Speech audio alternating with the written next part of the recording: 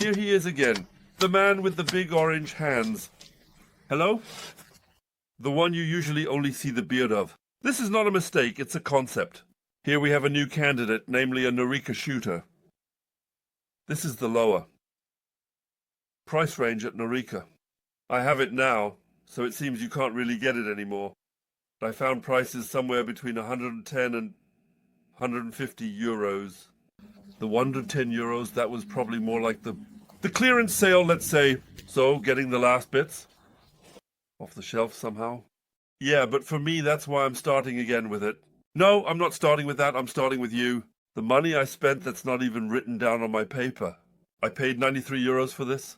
Just Bordeaux. You know how it is. And the year of manufacture is according to the serial number. With the Spaniards, it's usually the last two digits at the back. The year of manufacture would be 2015 in this case. Yeah, now we come to the point where I read it to you. Caliber F sign, serial number. C. You can always assume that it's probably the code for Germany's restricted weapons. Made in Spain, that's important. That's not made in China, that's made in Spain. It's not as great as made in Germany, but it's still light years ahead of made in China. That's good. You can tell by that nothing is rattling. On top it says Norica shooter. With a new Norica. Logo that I don't even know yet. This implied crosshair with the TV in the middle. Yeah, and on the other side there's nothing. That's good. Then I don't need to turn the rivers over separately. Wood.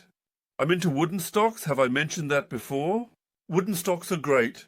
At first glance, it seems a bit short, but once you get into it, it fits quite well. I also don't have to press my cheek halfway into the wood to see the comb and sight alignment. So that fits already. There's no implied butt pad. Oh, right length. Yeah, for me, it could easily be 5 cemented longer, but my God. You have to consider the price category. Here we are. Yeah, I'll start with the stock. That's an idea. Wood. Relatively dark wood. I like the color. You're wobbling again, aren't you? Yeah, I think the camera compensates for that a bit. So I wouldn't really call this a fish skin. That's like a scale skin? Can you see that? Yeah, so many little dots. So be it. It works here too. The fore end is smooth. Stock, stock, stock, stock. There's no butt pad, and it's also curved. Because that's always important to me. If it's straight, you can easily stick some extra pads in there later. That's going to be a bit tricky here. You can do anything if you just go for it. So if someone knows their way around wood, they can do something like that too. But I'm more of a hack. So for me, I've already mentioned that I like the color.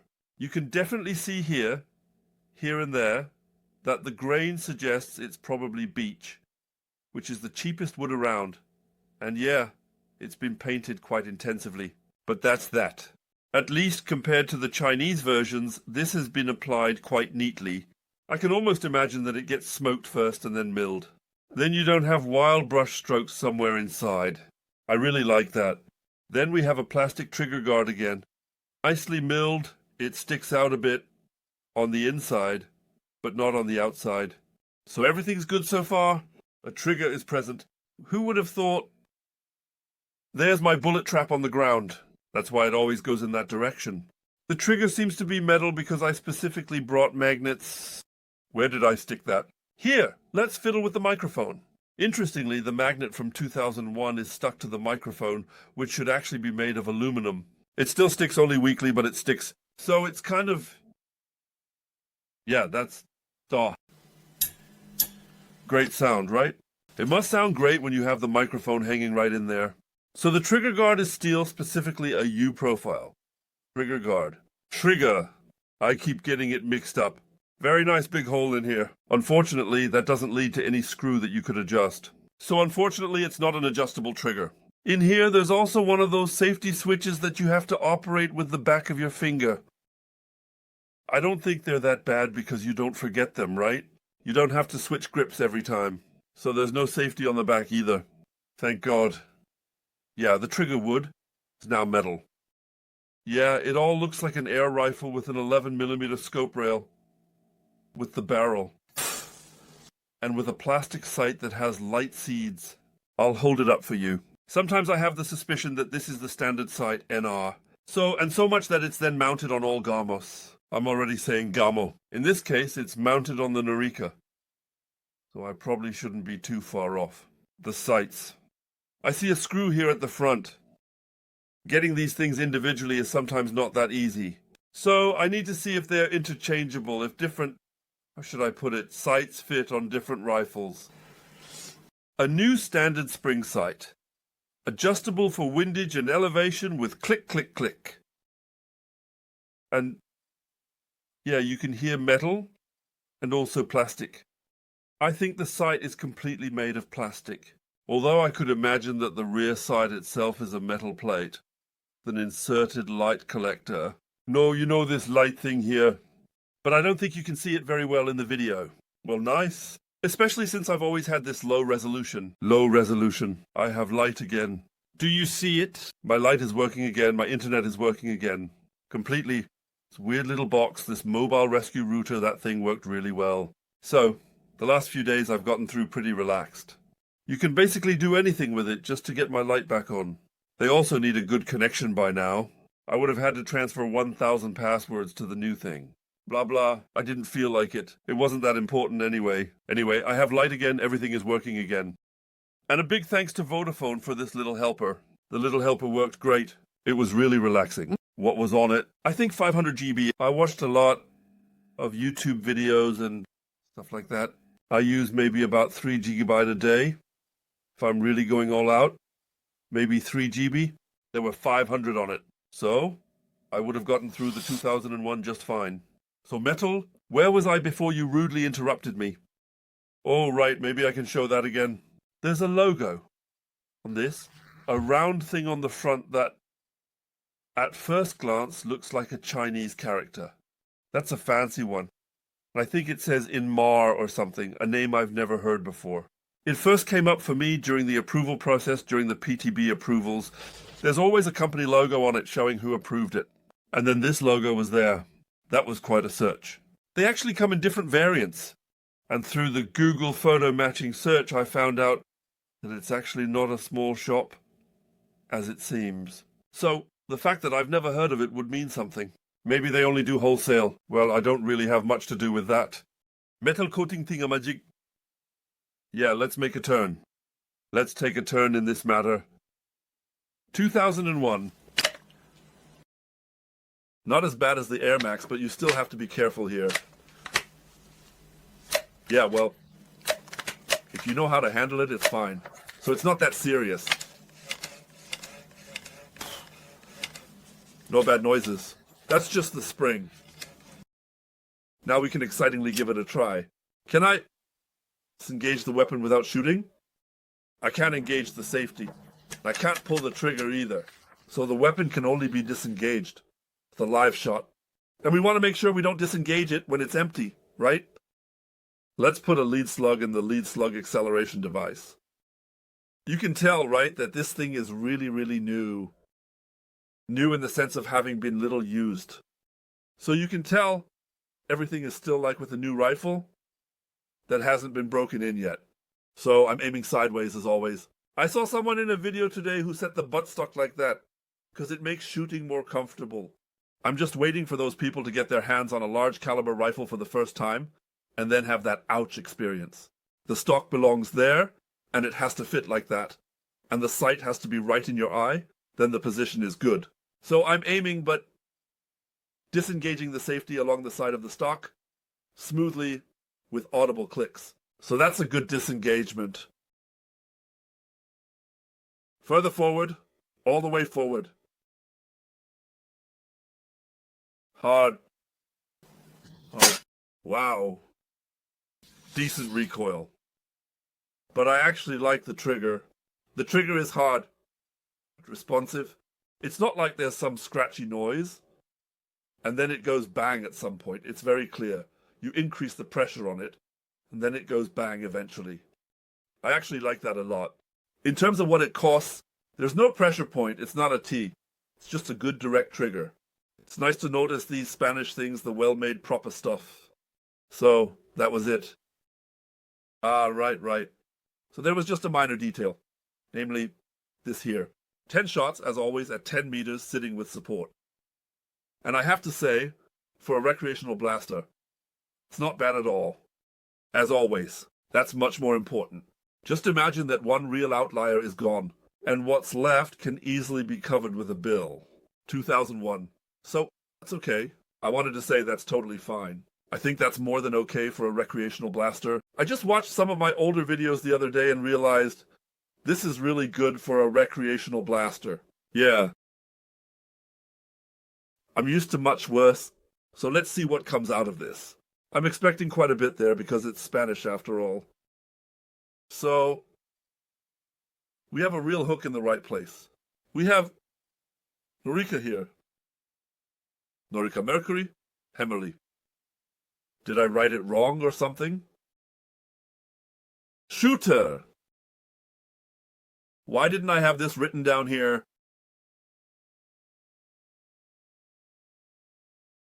Looks like I messed something up somewhere, but there he is.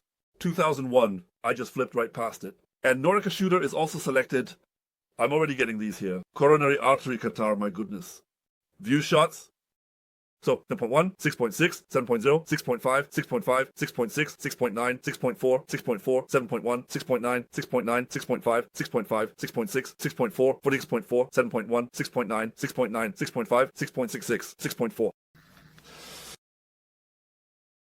I would say so. Then we have average values for 20 shots. High was 174 ms, low was 165 ms, average is 169 ms. Spread is 9 ms, which is quite a bit.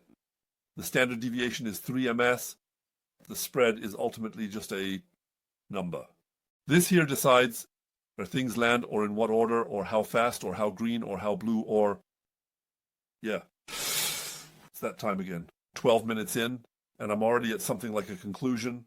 My God, that's a break barrel air rifle, so it's definitely not that. The wheel isn't being reinvented. So, I like the optics. So the wood is nice. Of course, I like the precision. The trigger is hard, but still it works, and I like it because it's honest. That's a direct, honest trigger. Without scratching, without tearing. The automatic safety, which I obviously hate like the plague, is, I would say, elegantly designed here. It's smooth, it gives a noticeable click, so there's feedback you can actually work with. The sight is where it should be. Of course, I had a scope on for shooting again. I long for that to be said here as well. I always shoot with a scope, because my old eyes can't hit the target otherwise. Well, maybe, but with 1,000 it just works better. And above all, the repeat accuracy is higher. So I can put more of that on the rifle than on the shooter. So, yeah, once again, I have to say I didn't go wrong with buying a Spanish air rifle or one made in Spain. Also 2015, the gun is just 8 years old. Well, now it's 9 years. 8 years, 5, 4 is 9. It's actually 9 years old. I haven't come to terms with 2024 yet. A nice butt pad could go on the back here, but my God, that used to be the budget segment. But if you think about it, the budget segment with the Chinese starts at around 70. Well, by now it's already 70 to 75 euros. There are light years between this one and that one.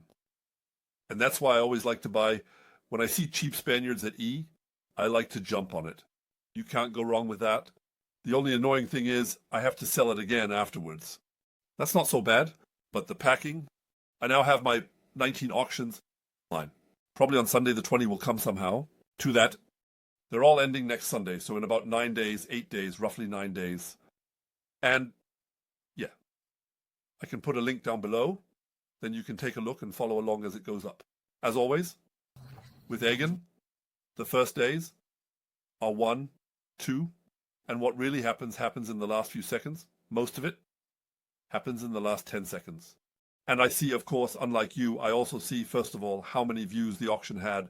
That goes into the hundreds, and how many people have already bookmarked the thing to keep an eye on it. And that's quite significant. You can really notice differences between different models, whether they're in high demand, or if nobody knows them at all. For example, with my cheap crossbow, or what does cheap mean? I don't even know if it was cheap, but anyway, an unknown crossbow, over 250 viewers and a bunch of interested people. Extremes with the Oktoberfest rifle. I think 230 people have already checked out the auction, even though they should actually know the Oktoberfest rifle. And I think that's where the most interested people have stayed, by far. So the thing is in demand, even though I would say it's great at 280 m, a shooting distance of 5 mets is still okay, but 10 met, forget it. And yet, people apparently have an interest in the thing. Okay, that's fine by me. Either way, I want to thank you all again for your interest. I always bump into this microphone. I've already got an angle connector under here, but it's still too long. Should I try it upside down? I'll turn you around. You can now follow live as I turn you upside down. Yeah, it doesn't look that impressive, but if I take the height like this, it shouldn't really matter to the microphone. That's what my tongue is for. I just said goodbye to it on the way. The microphone is only interested in the microphone capsule. What is that again? Dynamic? No, a condenser microphone, which is roughly at the height of my chatting device. I'm going to try this now. It looks a bit strange, even in the video. I can use a taller tripod.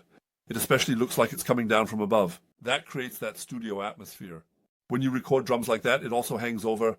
I'm going to try this because there's a lot more space here. So, enough gathering. I was just about to wrap things up again, but no. Interrupted me and held me up. So thank you for tuning in. I'm just kind of aimlessly messing around with the rifle because that's how I do it. It's my signature move. And otherwise, I'm looking forward to having you back next time. Remember to subscribe to the channel. Don't forget to give a like. Likes are incredibly important on YouTube. Yeah, tell your relatives and friends. Force them to join my channel without them knowing. Yeah, and then until next time, says the man. You know what's coming. One who has to turn off his camera, I have to say it again, for the first-time viewers, all by himself. Without minions, without a crew, all by myself, self-taught. Right there.